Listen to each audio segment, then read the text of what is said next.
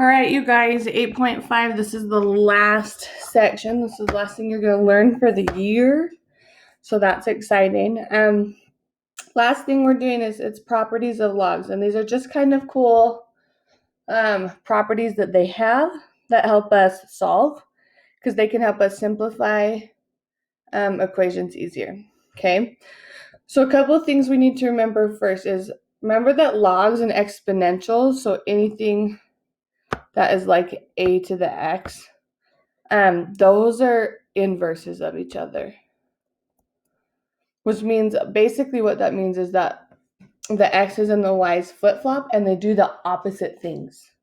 Okay, so if we can remind ourselves of these rules of exponents or these properties of exponents, then that'll help us with our properties of logs. So the first thing, remember, when we multiply, we actually add our exponents. When we divide, we subtract our exponents.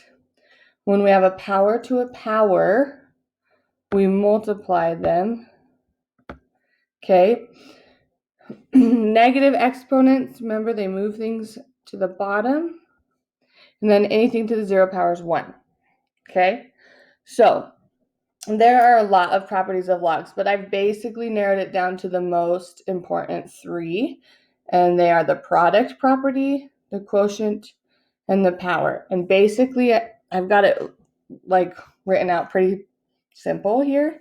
If you remember this box, then you'll be good. Basically, if you have multiplication on the inside of your log, you can expand it to addition. So if you notice, that's kind of the opposite. When we multiply, we add. Well, when this, we multiply, we add. Same thing. Okay. The second rule is the quotient rule that basically says if we divide, we subtract, and that is the opposite of this guy. Okay, when we divide, we subtract. Okay, and then the power rule, there's a long explanation for why it is so similar and why it works with this guy. But basically, all the power rule says is you can take powers and bring them down to the front, so they are no longer powers. Okay, your assignment's going to ask you to do 2 different things. It's either going to make you expand it into a bunch of baby logs or take a bunch of baby logs and write it as one big log. Okay, but I think the first ones, like this example, it says expand. So that means we're going to take it and write it as a bunch of little logs using these 3 rules. Okay, so the first thing that I look at is I go, okay, I read it out loud. Example A says log of a to the 4th times b divided by c to the 5th. So if you notice, I said log of a, that's 1 log, times, that's where I'm going to separate, b, that's going to be a second one, divided by c to the 5th. So if I know this, this is going to expand into 3 different logs. Okay, and the first one, I have a to the 4th, then I have times, that's multiplication, so that's addition, b, divided by, so that's subtraction, c to the 5th. Okay, so that was my first step, but now I can go further because now I have these powers that I can bring to the front. So this is actually 4 log of a plus log of b minus 5, because I'm bringing those down, log of c. Okay, and I know that I can't apply any more rules to make it any longer or more spread out, so that I'm done. That's the answer. Okay, the next one, let's go to b. This is an ln, and this is kind of tricky because we've got this square root, and sometimes we're like, oh my goodness, what is that square root? But really, if we remember that the square root I can write as a power,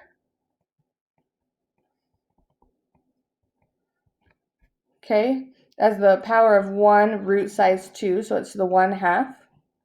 So then I'm going to distribute this using my exponent rules, and this tells me that ln of m to the 3 times a half, which is 3/2, n to the 1/2. So now this is where I'm going to expand it. I have ln of m to the 3/2 times n to the 1/2. So we know that that's going to expand to 2 different ones with addition, because I said times in between. And the first one is m to the 3/2. Then I have times, so add ln of n to the 1/2. And then I can bring these powers out front. And I get 3/2 ln of m plus 1/2 ln of n. Cool? Okay, here's the next one. I'm gonna have to start writing smaller. Okay, this one, there's so much going on. Look, 2 times w to the 4th times h to the 3rd. Right there, that's 3. Subtract a squared, that's another one, times b to the 5th. And this one can get tricky. So we've got 2 times w to the 4th times h cubed divided by a squared, and then some people would say times b to the 5th, but it's also divided by, so this is, whenever it's on the bottom, it's going to be a subtraction sign. So we're also dividing by b to the 5th. Okay? So now I look, and the only thing I can do after I've written it is adding and subtracting. The only other rule I have is the power rule. So I really have log of 2 plus, that 4 is going to come down up front, log of w plus 3 log of h minus 2 log of a minus 5 log b. That's your answer. Okay? This, I know it looks long and crazy, but this is easier to work with than this guy. This guy is difficult. We don't even know what that means. Okay? And then we've got this last one here. Same thing. Log base 2, so all of my logs are going to be log base 2. And I have 4 times x cubed, so that's 2 of them. 4 times x cubed divided by y squared times z to the 4th. So I've got 4 times x cubed divided by y squared, also divided by z to the 4th. So I get log base 2. These should all have 2's. Oops, Miss Bustle. Come on. Log base 2 of 4 plus 3 log base 2 of x minus 2 log base 2 of y minus 4 log base 2 of z. Okay, so that's expanding. Now we're going to condense them. Okay, real quick reminder, big thing you need to remember is you can only combine things with the same base.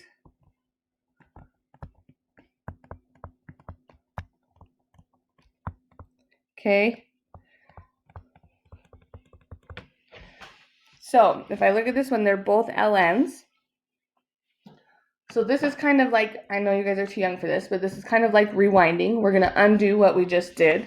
So instead of starting by with the adding and subtracting, we're going to start with power. So the first thing we're going to do here is see that that's a power, and we're going to bring it back up.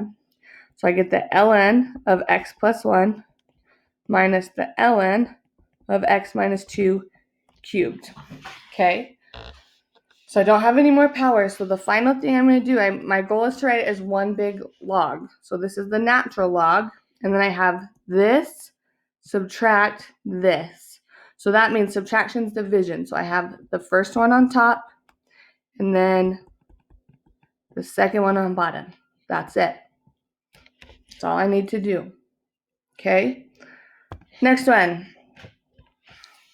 I'm going to look for powers. So first thing I'm going to do, the first one's going to stay the same.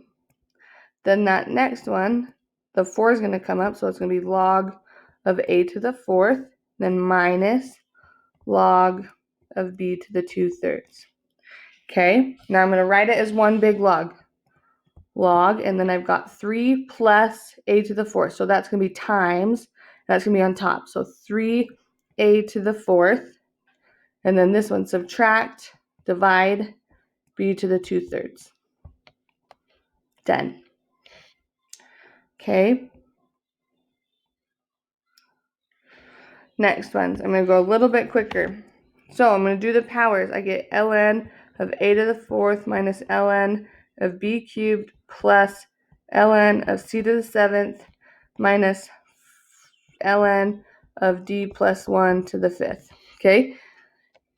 So first one's on top. So we have one big ln. We have a to the fourth on top. Then we have divided by b cubed. But then we have times c to the seventh. That's on top, and minus d plus 1 to the fifth. Anything with a negative sign or subtraction sign goes on the division. Anything with a plus sign goes on top as the multiplication. Okay, I'm kind of cruising through these ones because I think they're the same as you go. Okay. Log base 5 of x cubed plus log base 5 of y squared minus log base 5 of z minus 1 to the seventh. This equals one big log. What goes on top is the x cubed and the y squared because we have the multiplication. Then division, divide by z minus 1 to the seventh. Boom, done. All right. E is an example of how you can solve using this. So if I look, there's division. So I get log base 3 of 108 divided by 4. Well, 108 divided by 4 is 27. So that's the same thing as log base 3 of 27. And you can figure out what that is. Because if we want to know what that is, let's say that it equals some number k. And we do base, answer, exponent. We get 3 to the k equals 27. And 3 to the k equals 3 to the third, because 27 is 3 to the third. So we know that this equals 3, because k and 3. Okay? The last thing you need to know, which will help you solve any log that you have to use a calculator for, it's called the change of base formula. And basically that helps us find the answer of any log. So here's the cool thing. Your calculator has an ln button. Your calculator has a log button, but it does not have a log base anything other than the 10 or the e. So in order to solve this, like for c, so this you would type in your calculator, and it will spit out some decimal, and it'll be good. The change of base formula helps us do that with any of them. By this, we do the log of 17 divided by the log of 4. Okay, same with this one. Log of 26 divided by the log of 52. And we have to be, the only thing that I would tell you is be really careful on your calculator is to make sure when you type that in, it'll do log and then it'll bring up parentheses maybe. Close it. Divided by log of 4, close it, enter. Okay? So for these ones, if you type in the ln of 7, you get 1.946 if you round that. Okay? If you do the log of 0.15, you get negative 0.824. Okay.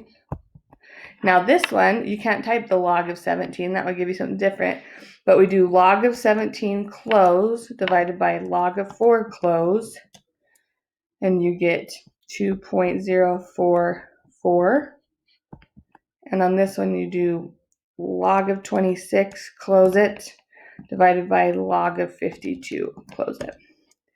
And you get 0.8246. Okay, that's it, you guys. You know everything about logs that you'd ever need to know. Work hard, get some stuff done because we're getting close to the end. We're almost there. You got this.